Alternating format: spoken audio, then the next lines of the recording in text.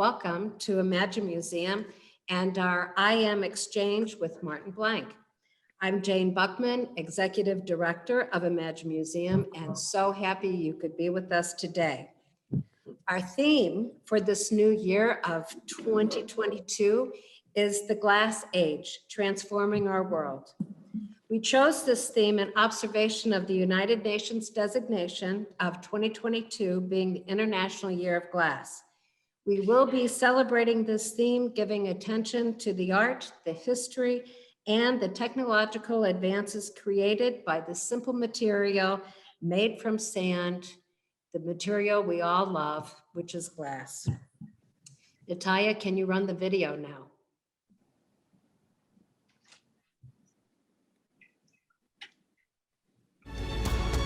Glass allows us to see in and out and invites us to imagine.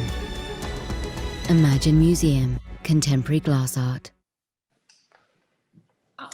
And that's how we are starting this year for 2022.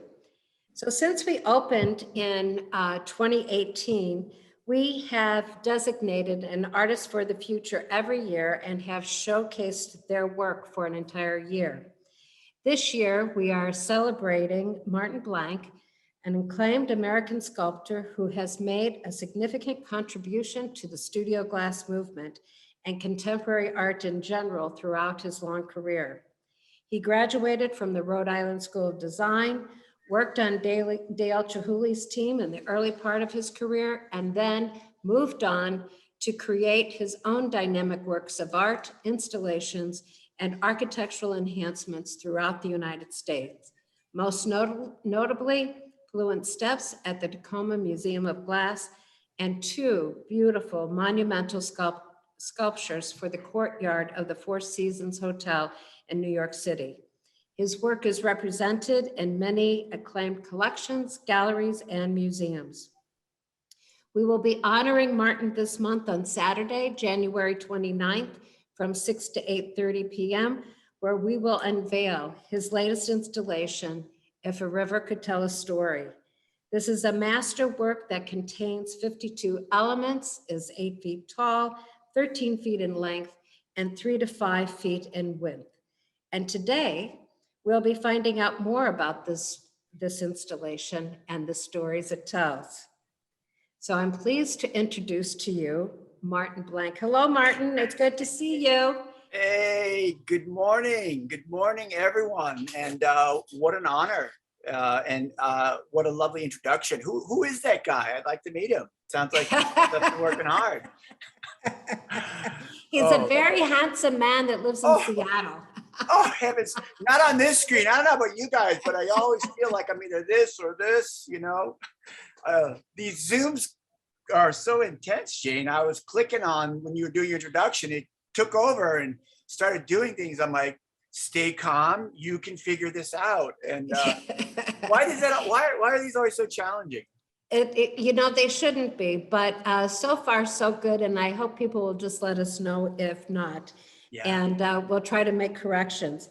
So before we move into talk about this new installation that you'll be putting in Imagine Museum when you arrive here on January 24th, really for the audience and even for those that know you so well, tell us a little bit more about your journey in this glass world. You know, it's interesting. I was thinking this morning about what it is I wanted to say, and it really is simply comes out of a curiosity of life, and that the objects that I make are about that journey and that introspection and the wonderment of life. And I see pictures in my head, and I have this urge to spend every penny I have on making these objects in concrete reality. And it just it's a great thrill. It's really special. And hello to everybody that's out there, because you're part of my family. And yes, it's this very wonderful mutualistic relationship. We share and we become friends. And through making art, I have a common bond and a friendship with a perfect stranger, like instantly. Yes. Yes. That's pretty Yes. magical. That's pretty magical. And I'm a materials person. I have to be touching. I'm very kinetic, and I'm honestly full of energy most of the time. And I love. I've been sculpting. Like I love to make little hands. This is what I do with a glass of wine on Friday night. Is I love to sculpt. Some people love to garden, sew, write, paint, draw. Do mathematical equations. I have a friend who's a math physicist. It's like, it's fascinating the way everyone's brain is all put together. So, and I even do little things like this. A lot of people don't know this, but I've been doing origami since I was in 5th grade. I had this took me 3 days, you guys, to fold this thing. Look at that face. Wow. And so I was an odd little kid. I was that weird kid that y'all knew in high school. But somehow I've channeled it and I've maintained that curiosity. And I pray that I'll be curious to the end of my life.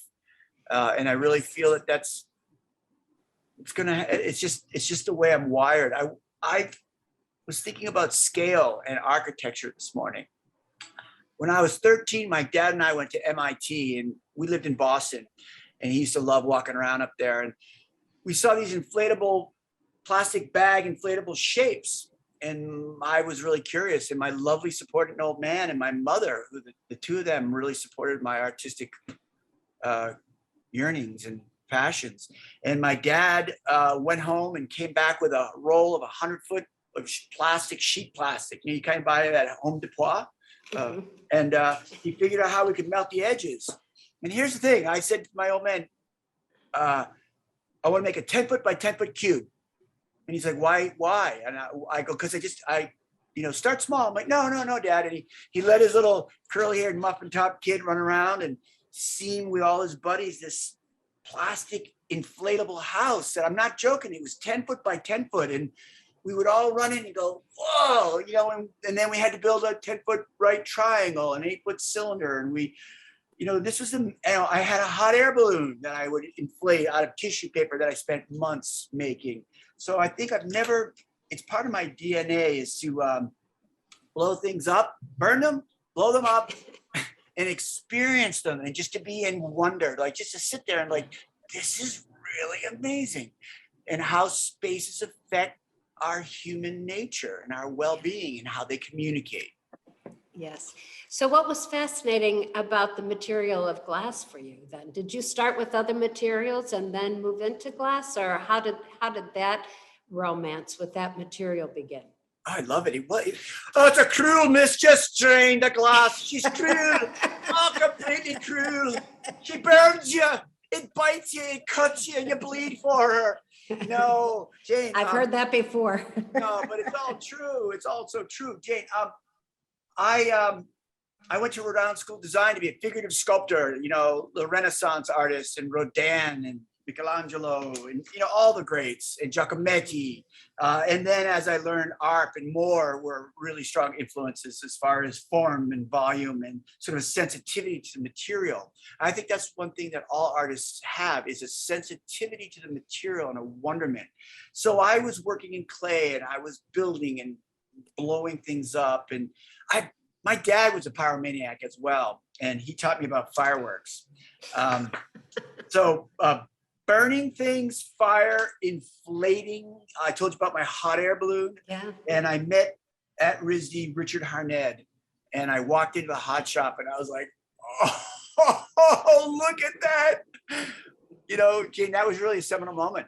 I remember vividly walking in and Steve Easton was blowing glass. And I just said, hi, I'm Martin. Can you help me with a project? And my freshman foundations. And he was like, sure, I'll make some parts for you. And in winter session, which is the middle break between your two major semesters, you have a 6 weeks to take whatever you want. And of course, what did I take? Fire and hot air and glass blowing. And Jane, it was February 18th, 1982. I took my first gather in glass. And I was just, this is a way that you can, it was an extraordinary moment. It was extraordinary material. I think your plastic wrap house, I think all of those elements are just so pertinent to then finding glass. And so you could Yeah, create a permanence with it, right? yeah, Because absolutely. your inflatable house or your plastic wrap house couldn't sustain, right? So Yeah. glass sustains, yeah. Well, but it's also as you get older, you find more ways to spend your money and have fun. I don't know if you know this, but I was a student pilot for hot air balloons for a while, and that is the biggest inflatable you could ever imagine, and that's the biggest torches in the world. And then you get to fly up in the sky, and it's so quiet and relaxing and meditative. And the inflatable houses they would blow up and then they would deflate, and then you fold them up and put it in a wheelbarrow and take it away. And the hot air balloon, you would inflate and blow. And the glass is the only material you put your own air into it. Yeah, But it's a yeah. series of processes. It's a series of steps, and those steps at any point are beautiful, depending on where you Yes. stop and decide to present. As is origami. When does Yes. it really look like a dog? When Yeah. does it really look like a squirrel? Not until the very, very end, and sometimes kind of iffy. So glass was just a perfect natural departure for me to really invest. And then, of course, the wonderful people that you meet Yeah, along your journey yes, yes, guide you. yes. You don't realize that ripple effect. So the figurative form that you use, so you've always been, obviously, and I didn't know about this with the origami. So the figurative form has always been representational of you. That's been part of your visual language, I'm assuming. Yeah, yeah. Yeah, And it comes from a deep root in it's a wonderment, and it's an awe, and it's a capturing of human essence in a sense of something that we can all universally relate to. I remember, and bless my mom, she took this crazy dyslexic ADHD kid and realized he was in trouble. And she casually said, "Hey, you want to take some art classes?" Yeah, mom, sure. And then one Saturday she shakes me to get me out of bed. And we're off to Boston to the Museum of Fine Arts. And that is, if you haven't been there, it's a lovely little it's an encyclopedic museum. And you walk in and they have one of the most largest Egyptian and Roman collections. And as a child, because of my upbringing and my folks, I was exposed to these gorgeous statues, and they spoke to me in a way that painting didn't. And again, it was the volume, and it was the fact that I could walk around and see these forms, and I could say, that's me. Mind you, it's an idealized perfection, but it's a universal language that you and I can not even be able to speak, but we can communicate. you bet. And it's also, we're above the primate. Yeah. We're above Neanderthal. We're the dominant species, for better and worse. But there's something, we're aware. We have awareness, and so it's a sort of a celebration of awareness and our potential and our capacity. And our capacity to be kind, and our capacity to be incredibly cruel. And I am on the kind side. I am on the loving and the giving side. And that's really what it is a reverence and a relationship with self. And self being humanity, self being myself in the mirror, self being me and you communicating in dialogue.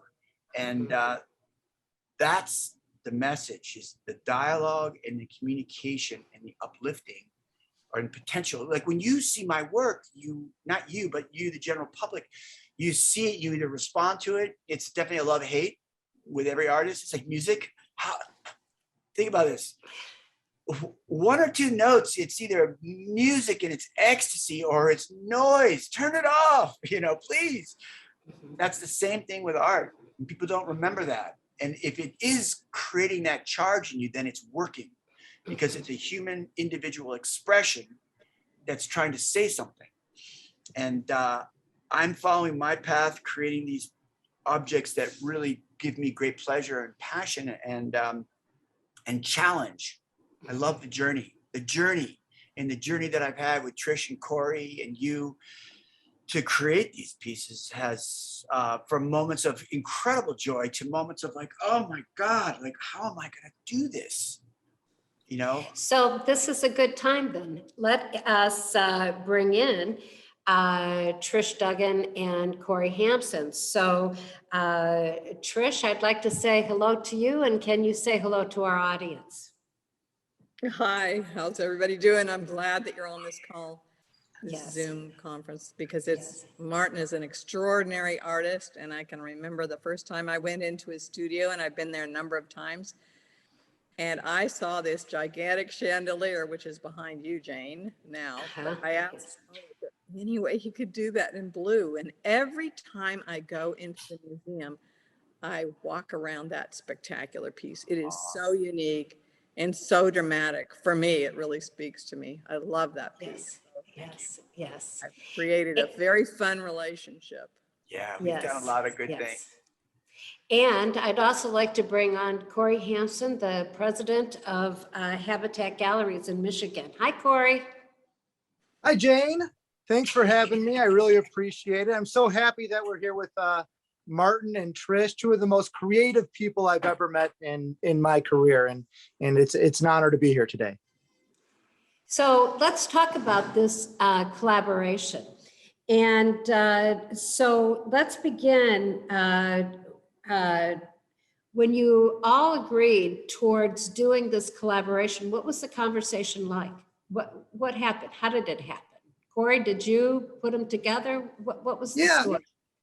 Yeah, it's interesting. We've done, Trish and I have worked together on a number of artists collaborating, and Lino Tagliapietra, Albert Paley, some of the greatest artists in the world, technicians in the world. And as Martin being one of the most creative people I've met, getting them together, was at first a little bit difficult, as most stories are. In fact, sometimes it just, putting two people together and having the personalities work is quite difficult. But when Martin met Trish for the first time, it was so seamless because they connected. They connected not just because they both share certain passions, passion for nature, passion for water, passion for people and conversation and communication. But it was a much deeper level. It's almost like they finished each other's own sentences. You hear that quite often, and sometimes, these relationships don't work because people are so similar. But in this case, it was almost like it was a duet. They were working together, and you can see the movement, the give and the flow, and the take, and it was just such a wonderful connection that was made. But these great ideas don't happen, in a board meeting like you would think, and they don't happen, in these spectacular places. They happened at a restaurant on a 4x4 napkin, and it was a small drawing that was made, of an idea that spawned 14 figures into 52 pieces. One of the largest installations ever created by Martin and Trish. And again, the communication had to be there. It had to be seamless. It's all about timing, and as Martin said, it's all about the journey. So we're happy to get these two together, these brilliant artists, and put them in the same room and just let them talk, let it work. And what had been spawned, what had been created, you'll see is truly a masterpiece. Oh, wow. So wow. So let's talk a little bit about that. So it went from a napkin, but how did you settle on the vision, the direction, images, the context? So how did that move forward? So you had the drawing on a napkin, and from 14 elements to 52. So talk a little bit about that process between Trish and Martin. Yeah. Well, it literally was at dinner, and Trish came to the studio with Corey, and we were having a wonderful time and this connection, and looking at the different objects and things here in the studio. And I've been doing this abstract figurative work since the 90s. And Corey brought up this idea of how I remember it was the Westward, great restaurant. If you're ever in Seattle, the Westward restaurant, in a glass of wine, and we're hanging out, and it was just starting to sketch. And as I mentioned earlier, images, they show up right about here, you know, and I just pulled out the paper and started sketching, and Trish got excited. She started sketching, and then Corey got excited and he started talking and adding input about how presentation. And there's so that's the kernel, the nucleus, that's the center that everything else has to orbit around, you know, and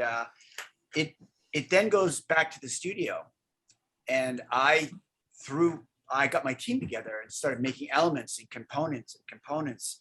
And the next visit was, hey, you know, we had a wonderful meeting, and you'll see this in the video, where the two of us just started sharing ideas, and we both just love to draw, and the two of us just started drawing. Trish, you remember that on the pad, you know, and we're just like, well, what about this, and what about that, and what about this? And that's the problem with art, is that there's too many dang choices. You know, if there's one thing wrong with art, it's too many choices. But we came up on a theme, and I'll let Trish explain that idea, because there's a lot of ways of expressing love. There's a lot of ways of expressing care. There's a lot of ways of expressing humanity, and there's a unique way of doing that, and an aesthetic that is inherent in that. And how do you make that so it potentially has a universal appeal? And a universal voice. Yeah, and I don't want to hog the show. As you know, I love telling stories. So Trish, talk about then when you met Martin and you began the collaborative process. What was that like for you? For me, it was absolutely fantastic. Here is a fabulously kind, compassionate, and loving artist who just exudes the good side of humanity. I happen to have that same bent toward really loving people, loving art, wanting to inspire people. And it was, like Corey said, it was seamless. It was the most extraordinary thing. I went into his studio and started sketching, and he got out a notebook and opened it up to this page that had a sketch that was so similar, something that he had been working on earlier. It was like, oh my gosh, we have the same sketch. It's so similar. It was like, it was just earth-shattering for me, because we were on the same page. We were on the same page. Literally.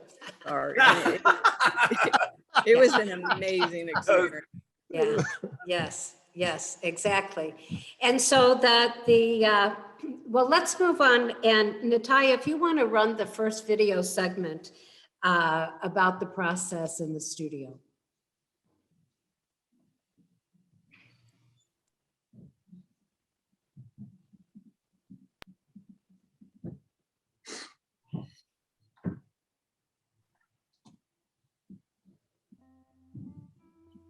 Think if we could get rid of complaining and nagging.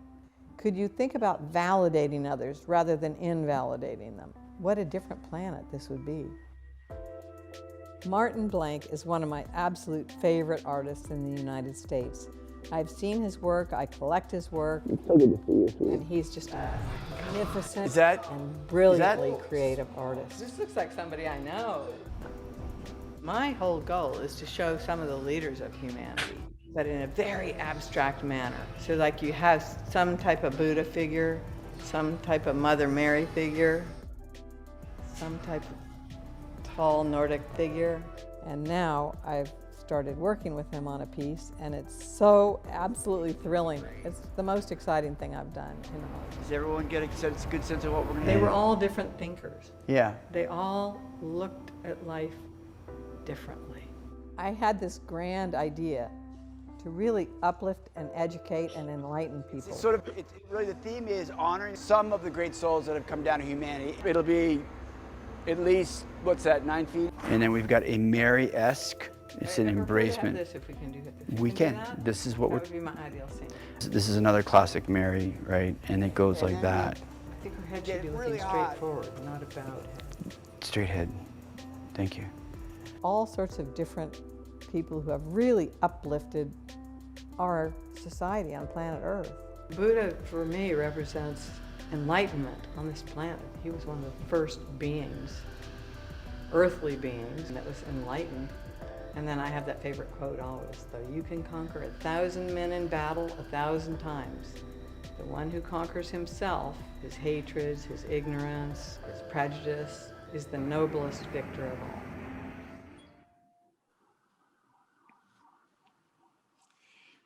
Wonderful, wonderful, wonderful. So Martin, I have a question. Have you collaborated with others before?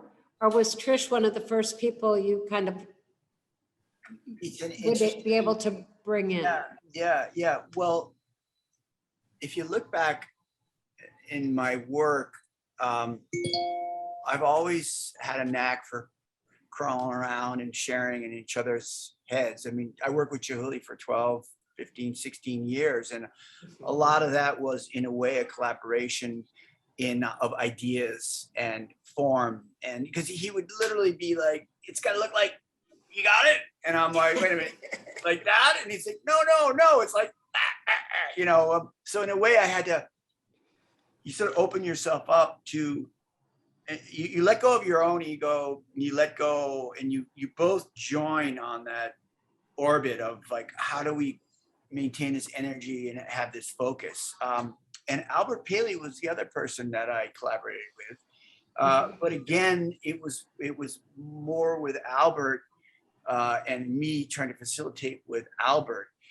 I've done a couple other small ones, but Trish, this was my first, real collaboration where this is what I want to do, and you're like, this is what I wanted to say, and then I felt like I was a facilitator as well, because I have the years of working in hot glass and experience. I knew I wanted to break new territory with this piece, and that it had to have a meaning and a message, and so it was really. It was a really wonderful exploration and journey. We had to overcome a lot of stuff that you don't see. And I think in that video, when it's 100% completed, people will really get it. It doesn't just happen. It unfolds, and new things are designed. And some artists are very linear, and they go from point A to B, and they're usually very good on computers, very linear. File A, file B, file C, put that together in folder D. That's not how my brain, and I truly believe that Trish's brain doesn't work. It's more explosive, and you've got this awesome cosmos of things that are happening, and then you got to narrow it down and figure out how to do it, and eventually you end up with. I'll never forget this one moment, Trish, and it is I think it might be in the video, but we had these elements, and I personally, and several other artists work very well this way, is you create a palette of objects. You begin, the inception is the idea, you get everything ready, you get the team, and you make lots of parts in a specific language. And that was my abstract figurative. And just abstract, and the way forms relate and twist and connect. So that's what I'm bringing to it. And lots and lots of parts. And then you find the ones that speak, or they're almost drawn to each other, and you get them closer and closer, and then suddenly they create a third shape. There's a suk, oh, that's it. And then you begin to develop and pull. Well, Trish and Corey roll in, and they got as jazz as I did. And Trish, I'm a maximalist, ladies and gentlemen. I'm a maximalist. More is better. I don't care what you say. More is better. But then you got to take away. You got to put too much. Yeah. It's like, you don't want that one little plate of food. You want a whole big plate of food and enjoy. So Trish got so excited with Corey, and she started grabbing some of the parts, and it was like, let's just keep.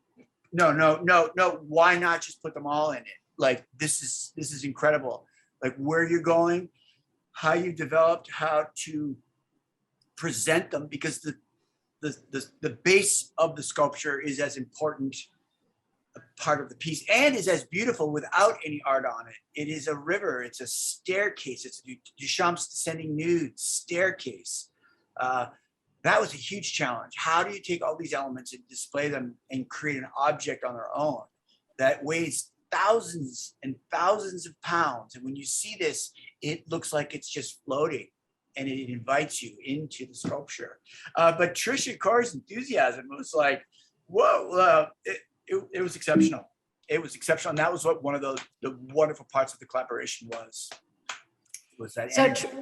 So Trish, talk about the collaboration process for you when you were in the studio, you saw all the elements, and then your creative brain and your cosmos of ideas, also came into the scene. How was that for you?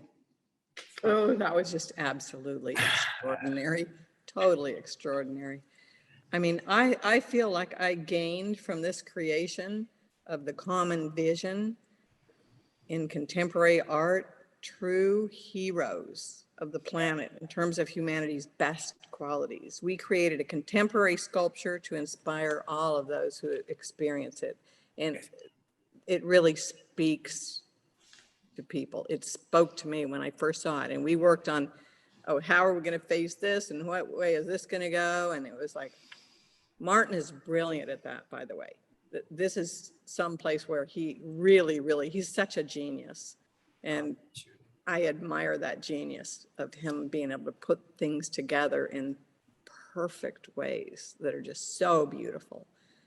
So in space that they create their own dialogue, right? With the positive, negative flow of his composition. Yeah, I agree with that. He is a master at that to find those nuances of that negative space to become as important as the positive. Yeah. Unmatched as a sculptor on this planet. And for contemporary art, glass itself is, some people run away from objects that are not solid. They have to have a solid object. Well, glass is a molten river, and you have to be able to confront that heat, that fire. And it takes a certain passion to do that. And Martin has that in spades. He is just like extraordinary for confronting that different type of material, which is so contemporary today. So I'm thrilled about the product that we created. It's an iconic piece of art. So Corey, I know you were in the middle of all of these communications and different schedules, different travel. Some people are in town, not in town. And what kept this project moving forward between these two very creative parties? Well, I mean, it's not easy. It's very, very difficult. We started in 2018. I mean, it's like 4 years ago, if you think about it. Yeah, it's that long. That long. Look at Trish, 2018. Can you believe that? Can you believe that? I mean, but I want, the one thing I want people to get out of this is this is not an object. It's a visual experience. That's what you're going to get. You're going to get a river. You're going to get an experience. You're going to get something that you've never seen before. And you can really feel both artists in the presence of this sculpture. You can really feel the connection that they had, as well as the connection of every individual element in this sculpture. And we're talking about that nonverbal communication, that connection between two people. That's what this experience was. It was a connection between both artists, but between all people. Really, really beautiful, and extremely important and significant sculpture in both artists' career. And I'm really honored again to be just a part of the experience. Fantastic. And Corey, somebody had mentioned that they'd like to see those drawings also displayed in the museum with this piece. So when you come down at the end of the month, maybe we'll talk about that, how we can get them behind frames or something for the installation. Yeah, I might lend them out, but they're my drawings. I just want you to know that. That's okay. It's I'm okay. Well, we have another segment from the video to show. So Kurt, Natalia, can you roll that for us? It's trying to create something that's uplifting and meaningful that talks about the bigger why in this world. And so it's a combination of your aesthetic and my aesthetic in making an inspiring piece that talks about the greatness and potential of humanity. What I want to do is show the best of humanity and what else is here, so we can start looking toward the future. It's a whole new color technique. I call it cloisonné blue. We start out with steel blue, and every gather we apply silver leaf to it, and we have to quench it in water twice, or else the silver burns off. So there's like 5 gathers, and we end up just layers and layers and layers of silver. And so that way you look into it, and you can see deep inside the blue. So I'm following the form, and then the form goes right up into that one. And I call it carving space. And then the juxtaposition between the 2 forms. What's this tension like? Because you pull it apart a little bit, and if you pull it too far, they lose the tension. There's just this sweet spot where they just snap together. And the same with the colors too. And without the clear, you see the band of clear here and the band of clear here, you don't experience the color.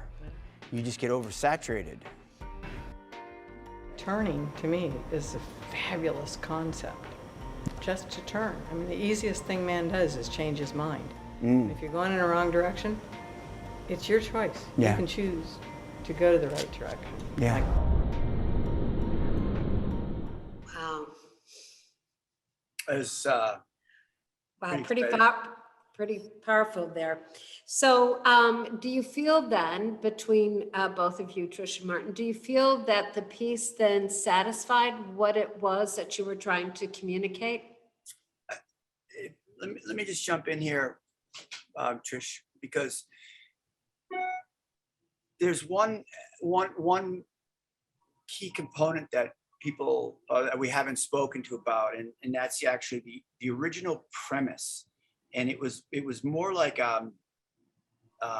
being given in this idea and running with it. And it kind of reminded me in some ways like I don't want to say, well, it's sort of like the challenge, and that is, I've been making these landscapes of figures from Repose in Amber, 30 feet long, down at the Fort Wayne Museum, and I've been making these rivers essentially. And Trish said, "I love this landscape notion, and I see this vision, but it has to speak to humanity, and it needs to talk about some of the great people that have touched the lives through centuries. So I wanted to have a Buddha in it. I wanted to have a Mary in it. I wanted to have a Gandhi in it." And it was like, whoa, like, of course I'm like, sure, cool, I can do that. But then all of a sudden it's like, I'm going to touch on these icons. I mean, that's a place I would never go. And that was, but I love this idea of having these iconic people or representate. These people are gone, but yet their soul and their spirit and their love and their knowledge and wisdom is still with us. So how am I going to tackle that as an artist with my other language that I've been working on for 20 years and not have it suddenly be like, whoa, there's Mary, or there's Buddha,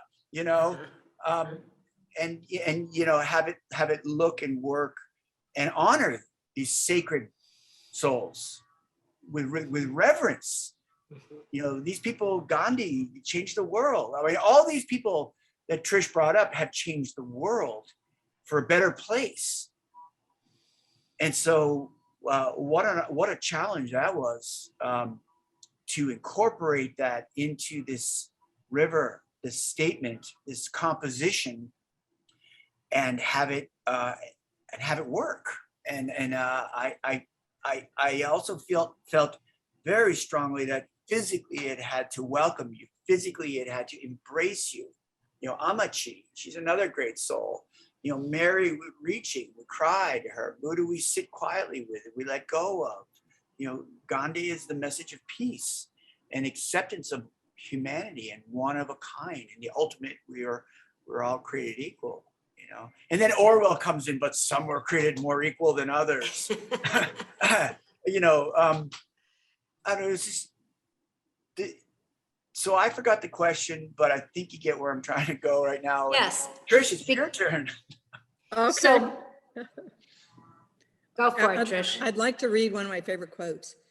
The ability to confront and the ability to create both require the ability to think in large enough terms to be effective and to have something worthwhile. Yeah. If you think big enough, you will handle big enough. You will not be able to handle a planet if the imagination, the data collection, and the handling fit only something the size of a golf ball. If you multiplied your concept of what you need to do by about 1,000, you would come up with an underestimation of what we are actually needing to handle on this planet. It isn't enough to think big. You have to do that. It is also necessary that you collect big, imagine big, and do big. That's by LRH, but I'm going to say Martin is one who imagines big, thinks big, and does big in the field of contemporary glass art. And that's why I picked you to partner up with this iconic piece. Thank you so much from the bottom of my heart. Oh, Trish, yeah, means a lot to me, my dear. Really does, and it's been a beautiful journey, and it's like it's an exploration, and it's just a beginning. I mean, there's more. You're a person who inspires me, you know, with your vision and your ability to just let's do it. You know, like we're going to make this happen, and you need that support in the moments when you just have no idea how you're going to pull it off, and it does come with imagination. You know, you have to be able to you have to be able to step out of your head, step out of your fear. And I think that the fear is what holds a lot of people back. They're not being good enough, and it won't be strong enough.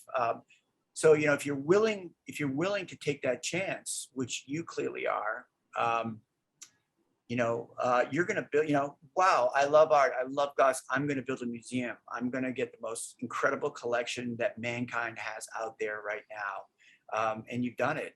And to be a part of that, it's been an honor. You know, it's really life is an amazing ride. You know, it really, there's a lot that can happen, and we have a choice. You know, along one of my favorite quotes is, life is nothing more than a series of situations, and you have an infinite choice of how you respond to that situation. You know, it's my choice to get angry, which this talks to the turning. You know, you're always saying that mankind can turn. It's the same thing. It's turning off the volume on something negative and turning up the volume on what's positive. And as an artist, that's what you have to do, is turn down the doubt, turn up the imagination, and turn up the wonderment in life, and then express it in a way that people are going to be able to look at it and relate to. Does that make, I mean, that it's my choice. It's our choice. And I'm glad I was part of your choice, you know, because we really made, you know, Corey, and you brought us together, and you just said, Trish, I got this guy. You need to meet Martin, and Martin, you need to meet Trish.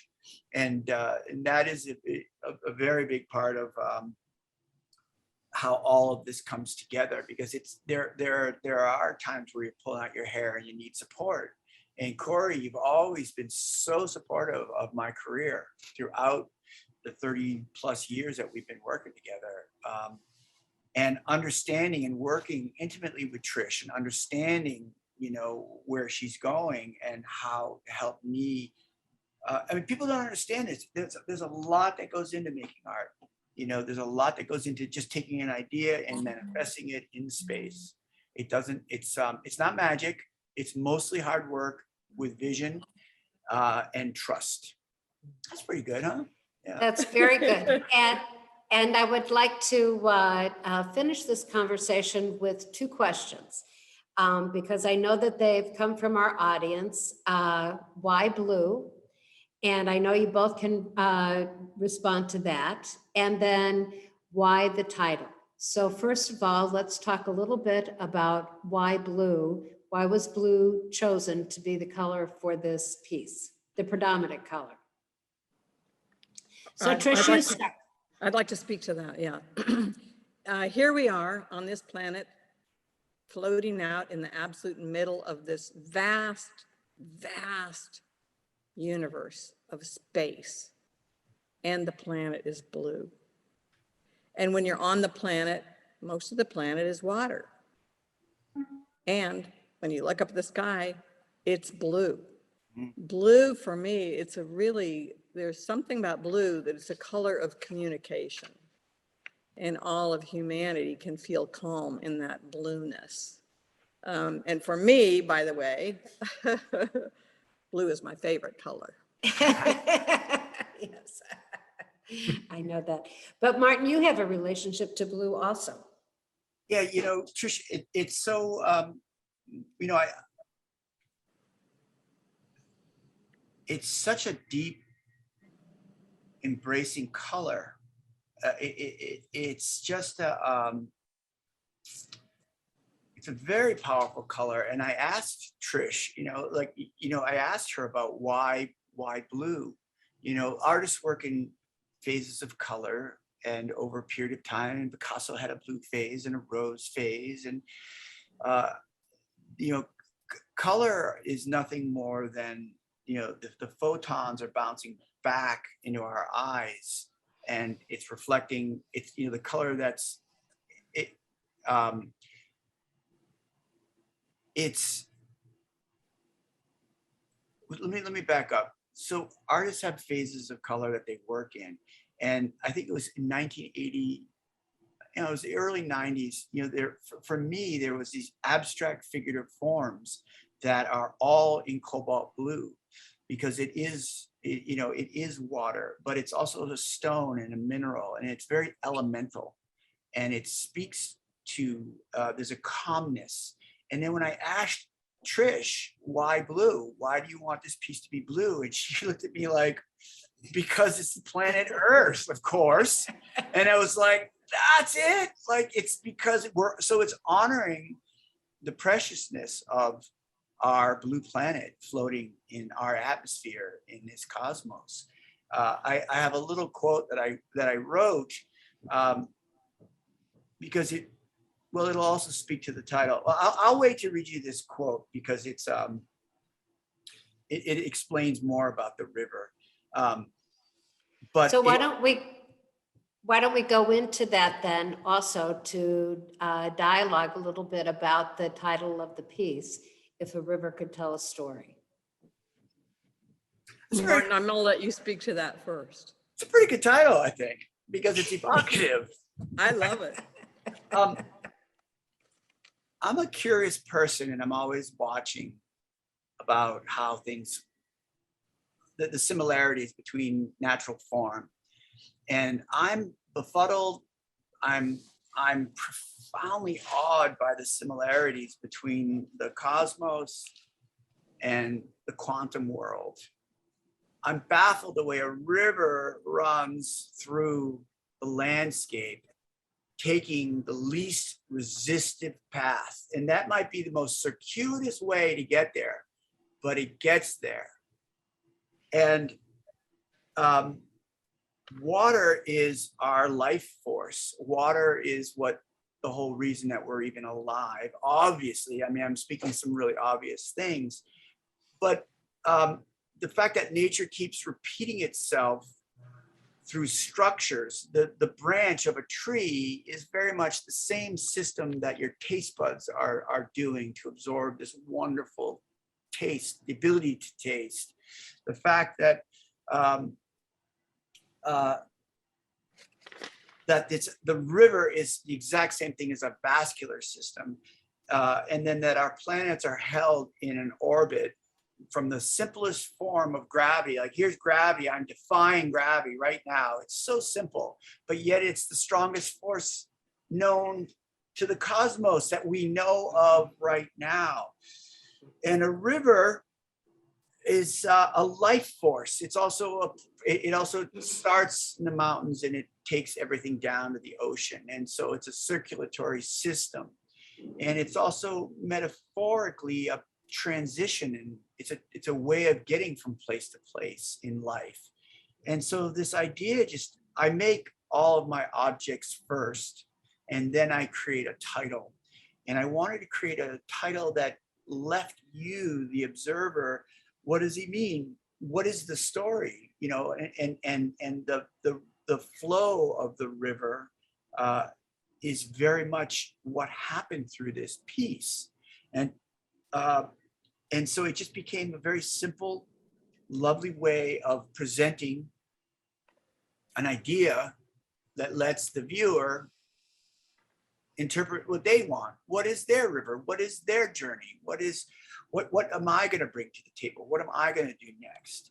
And this thought came to me because the similarities that are out there, you know, are you guys following the Webb, James Webb's telescope? I mean, it's just gives me shivers what's happening today in space and in science. It's gonna, like, I don't know, 100 times, 1,000 times greater than Hubble.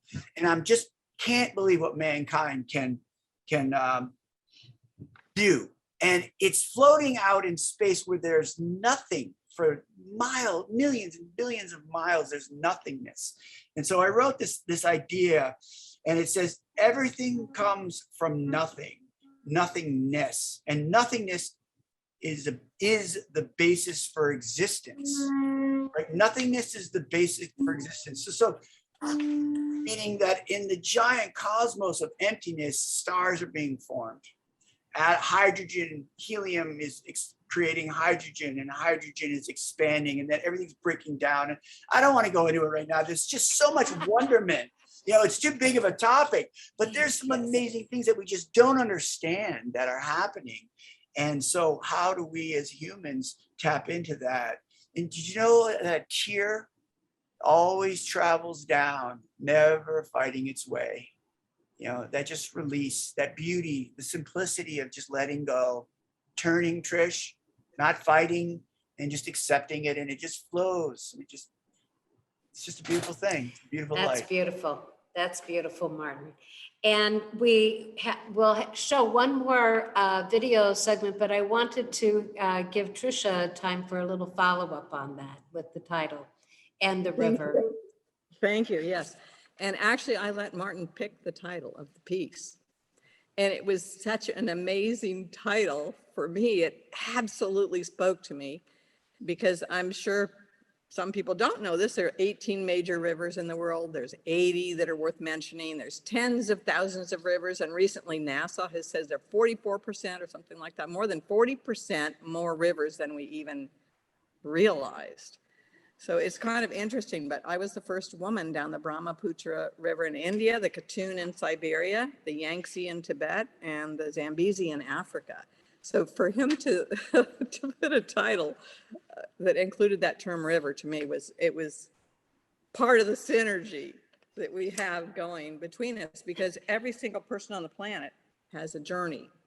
You could say it's a river rafting expedition. You're going down the river of life, and every single person has a story about that. And these are some of the extraordinary stories. The iconic figures that we have in this piece are just some of the most amazing people that have really touched humanity.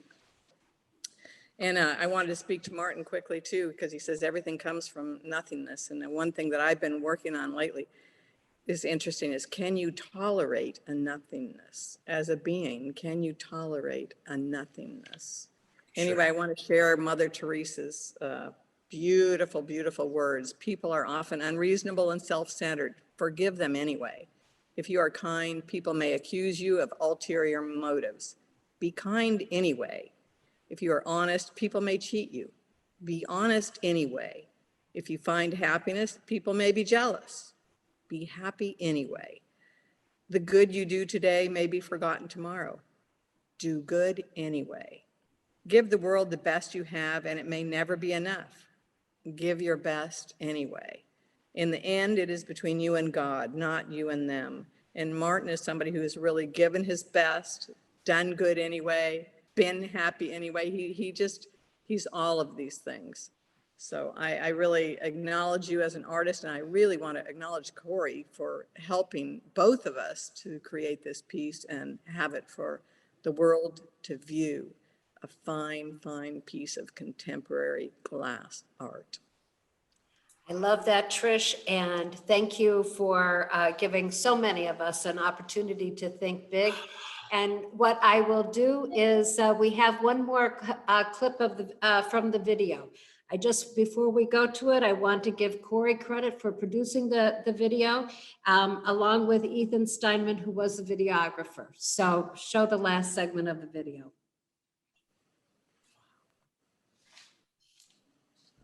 Yeah. Yeah, that would be perfect It's right there. going to make people take a look and think about their own lives. Fun. See if they're being the positive person that they could be. This is something. I'm hoping that this piece will be one of the most inspirational and uplifting pieces of art that's ever been made. It's done. Consider this piece fabulously beautiful, fantastically amazing. This is such a dramatic piece. I'm really proud. You know, it's working. The I mean, macro and the when you micro. look in, it's Yeah. like, Yeah, that floating. Go the whole piece. it's like you can look into these, or you can look at it as the whole installation. It's a fascinating Yeah. creation. And when you see glass lit up, it's alive. Thank you. It's really beautiful. I'm so in love with this work, you know? It's just really something beyond. Your living is determined not so much by what life brings to you as by the attitude you bring to life. Not so much by what happens to you as by the way your mind looks at what happened. The true meaning of life. We are visitors on this planet. We are here for 90 or 100 years at the very most. During that period, we must try to do something good, something useful with our lives. If you contribute to other people's happiness, you will find the true meaning of life. Be grateful and don't compare yourself to others. Be inspired by them. Imagine that you're always positive, and then become that person who is positive for the rest of your life.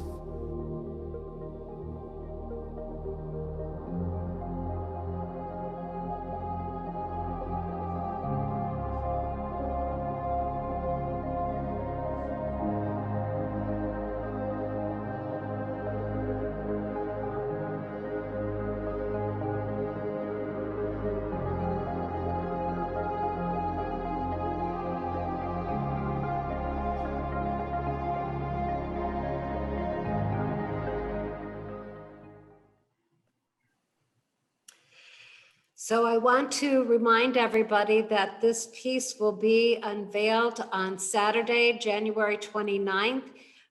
There's a couple of different ways that you can be part of our festivities on that evening. You can participate in the Habitat Galleries, their Glass Coast weekend that they have put together again for that weekend, with activities from Thursday through Sunday, but Saturday night includes the reception at Imagine Museum.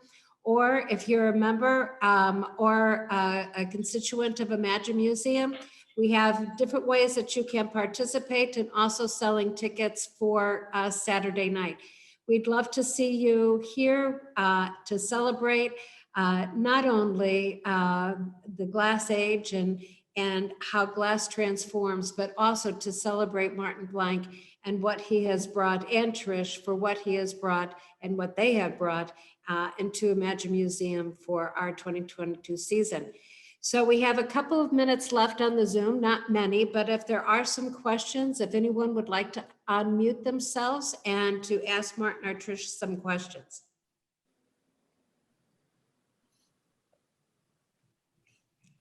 I got a Go quick ahead. question. Oh, Martin.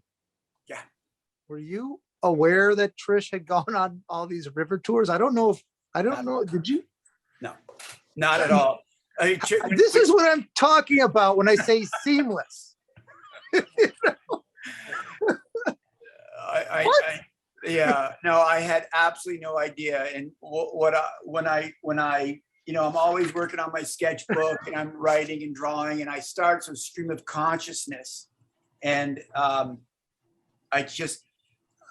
threw out like 10 that were kind of maybe working for me, and then I just went, this is it. It just hit me, and I just went, I just knew it was the right title. If a river could tell a story, I mean, what would it say? What would it mean? And through the centuries, and yet, a river isn't the same thing. A river is this group of atoms going and this group of atoms going, and yet it's, I don't know, I can go on and on, but I just said, hey, Trish, what do you think? And I just texted her, hey, what do you think if a river could tell a story? And she just stopped, and she just was like, that's it. You have no idea how important rivers are to me. And I have traveled the world, and I have been on these major rivers because it's important to see them. It's important to be there. So I think we nailed it on that one. Great. And Trish, do you have any last comments before we say goodbye to our audience? I'm just thrilled to have this piece in the museum, and then I invite all of you to come to see it. It's going to be a real eye-opener. Fantastic. And Martin, Corey, say goodbye to, I'm sure, many people that you know that's on this Zoom. Yeah. Well, I would just like to say thank you. And thank you, Jane, for putting this together and letting us hang out with our friends that we can't see, but I haven't seen all of you in months, a year and a half, 2 years. I haven't seen Trish or Corey or, Jane. I've been talking with you and seeing your lovely face a little bit this week, but it means something. There's something about taking the time to communicate. It's taking the time to say to your friends, to all the people out there, thank you. Thank you for just being you. Thank you for being inspired. Thank you for hearing a message and being curious individuals in your own right. It's a big deal. It is the journey of our lives, to share it with one another. So amen. Bless you all. Yes. So long, everybody. Thanks for joining us today. We'll see you on the 29th, if not sooner. Bye-bye. I'll see you on the 29th. Thank you, Jane. Bye-bye. Bye.